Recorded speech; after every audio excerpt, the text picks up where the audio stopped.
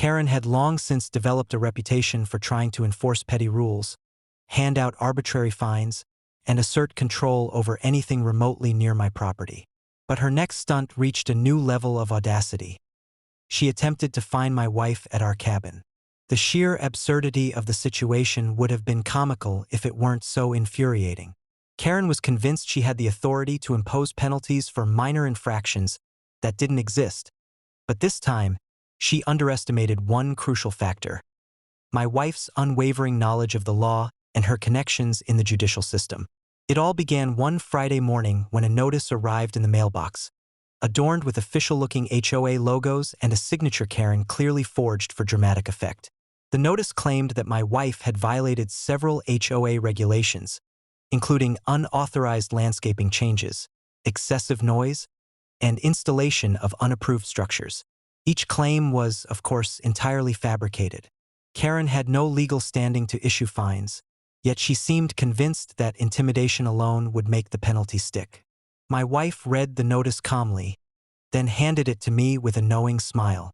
"Time to show her what happens when you cross the wrong person," she said. True to form, she immediately began gathering documentation. Previous HOA approvals, property deeds, photographs of the cabin and landscaping, and even correspondence proving Karen's repeated attempts at harassment. The confrontation occurred at the cabin itself. Karen arrived in full dramatic flair, waving another letter and insisting she had authority to fine my wife. She rattled off a list of infractions, expecting submission. Instead, my wife responded calmly, presenting the meticulously organized evidence showing that every single claim was baseless. Karen attempted to argue, but each point she made was countered with facts, legal precedent, and clear documentation. Then came the climax. My wife, ever strategic, revealed that she had filed the case in federal court, arguing that Karen's harassment and illegal attempts to impose fines constituted actionable violations under federal law. Karen's expression shifted from smug superiority to utter disbelief. The letters, threats, and imagined authority she wielded were now completely ineffective in the face of real legal power. Karen's reaction was nothing short of dramatic theater. She shouted, stomped, and tried to physically intimidate my wife, but the cameras I had set up around the property captured everything in high definition.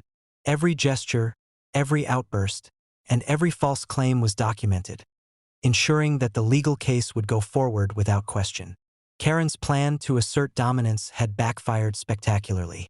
The federal judge's ruling was decisive. Karen's fines were nullified, and she was formally reprimanded for harassment and abuse of HOA authority.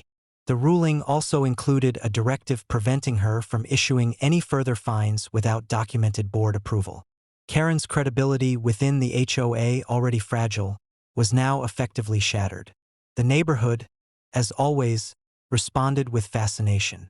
News of the case spread quickly, and social media posts chronicled the entire event, complete with commentary, screenshots, and video highlights.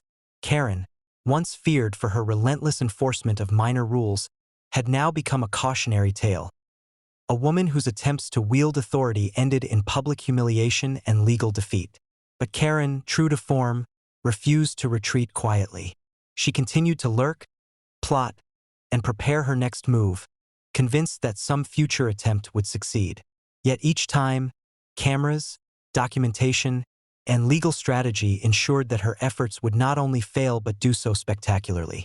My wife's calm, meticulous approach had transformed what could have been a minor annoyance into another chapter in the ongoing saga of HOA Karen. A story of entitlement undone by preparation, evidence, and patience. By the end of this episode, the lesson was clear. Authority and fines wielded without justification are meaningless when met with knowledge, strategy, and meticulous documentation. Karen had underestimated the wrong person, and the results were, as always, catastrophic for her and entirely satisfying for the rest of the neighborhood.